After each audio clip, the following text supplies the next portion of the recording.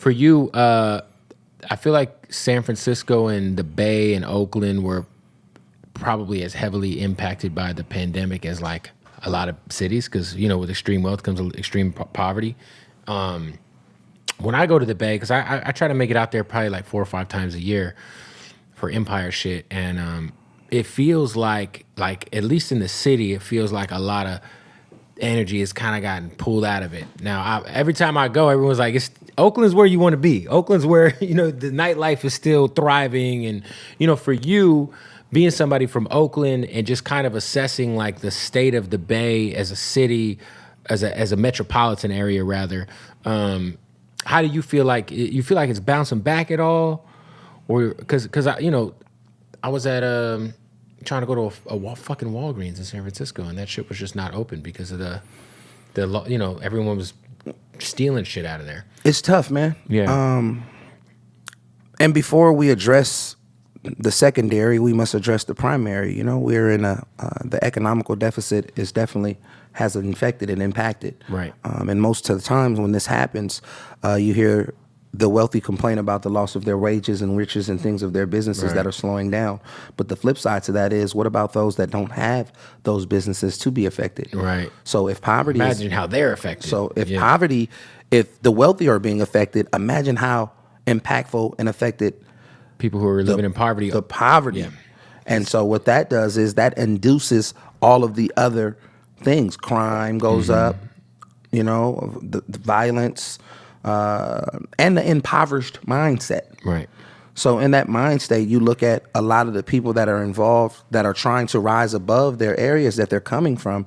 It becomes crucial, man. It becomes it's a sad state. Right. It's a sad state where I can't come visit you at your store because I'm worried about if my windows are going to get broken into. Right. I can't come patronize your nightclub because I don't know if I'm going to get robbed leaving my club, leaving the club. So that's the climate and the sentiments that we deal with, and we have to factor into these equations. But you can't blame them for doing what they're doing out of an act of survival.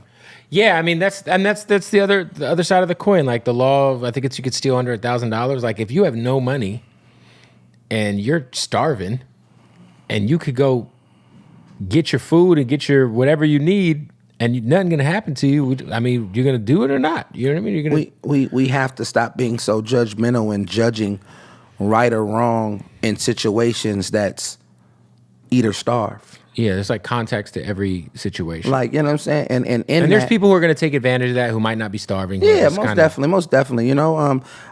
It's hard to not be empathetic, but then it's also understanding that I don't want to be naive to the situations that's going on. So, yeah, like I say, the is what it is, man, and you just hope, keep your fingers crossed and hope that you and your family are protected, man, and that people find their way. And then as someone like myself, as an influencer, continue to keep leading by example to show people how to create your own wells. Right. And, in creating those wells, you can quench the thirst of many in your village. I saw, was it your daughter whose car got bipped? Her mother. Okay, yeah. So I saw like what you posted. Was it her schoolwork that got stolen? Her schoolwork. Yeah, and you were like, hey, I get it as part of the game. I get it. But can I get my daughter's backpack back? I get it. Yeah. Like people love the game until the rules hit them, and now they want to change the rules. Right. Bro, we in it. We know what we signed up for. We know where we live in. We know, you can't change the law of the jungle. Right.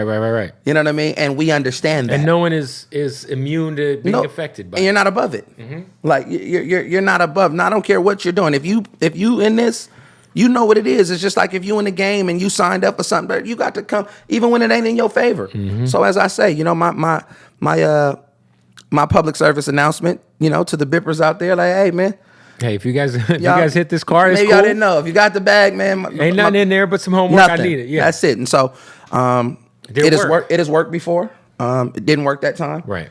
It has worked before. The relationship, some of the guys, these young guys, they're the mass crusaders. So sometimes you may know them and don't even know that you know them.